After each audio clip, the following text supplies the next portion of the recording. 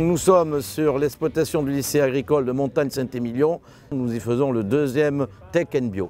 Cette année, c'est sur 2 journées au lieu d'une journée il y a 4 ans.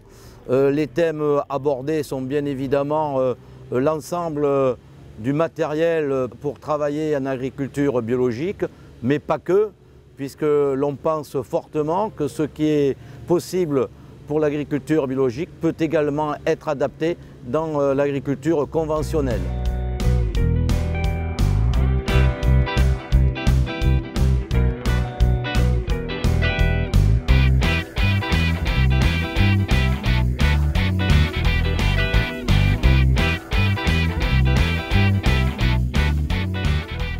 On refuse d'opposer la viticulture bio à la viticulture conventionnelle. On considère que les viticulteurs bio de demain, ce sont des viticulteurs en conventionnel aujourd'hui. Et qu'en réalité, nous, ce que l'on veut promouvoir aujourd'hui, c'est une démarche vers une viticulture et des pratiques plus vertueuses.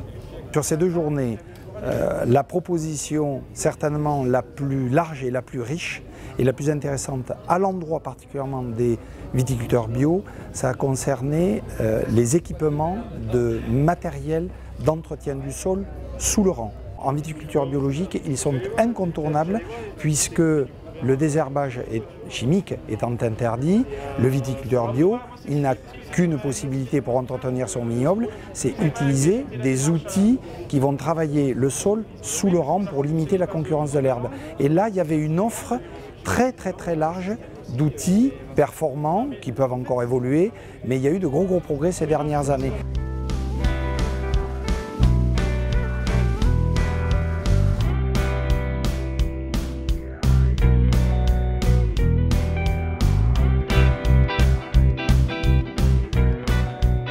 On a fait également un focus sur les pulvérisateurs et notamment la pulvérisation confinée, la pulvérisation qui réduit la dérive puisque c'est une thématique qui concerne absolument tout le monde.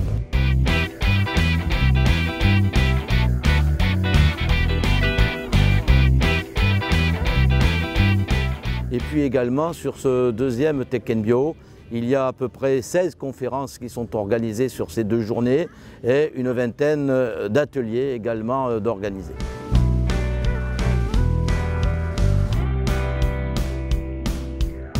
Ce Tech & Bio est marqué par la signature d'une convention entre l'État, la région, l'interprofession viticole de Bordeaux et la Chambre d'agriculture sur le comment réduire encore davantage l'utilisation des phytosanitaires. Donc ce plan comprend bien sûr de la recherche, parce que sans recherche on ne pourra pas réduire, tant sur le matériel que sur les nouvelles molécules, l'évolution des pratiques et puis à terme la certification environnementale sur l'ensemble des exploitations viticoles de notre grande et belle région.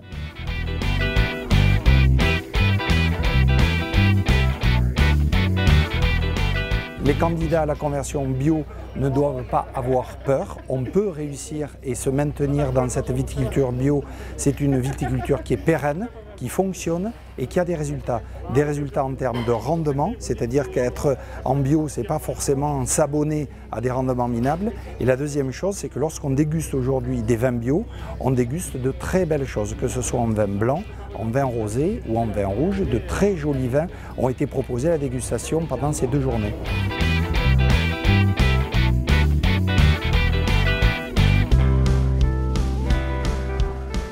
Le Tech & Bio se veut être le rendez-vous de la viticulture, le rendez-vous de l'ensemble des viticulteurs, qu'ils soient en bio ou qu'ils soient en conventionnel. C'est d'abord ça.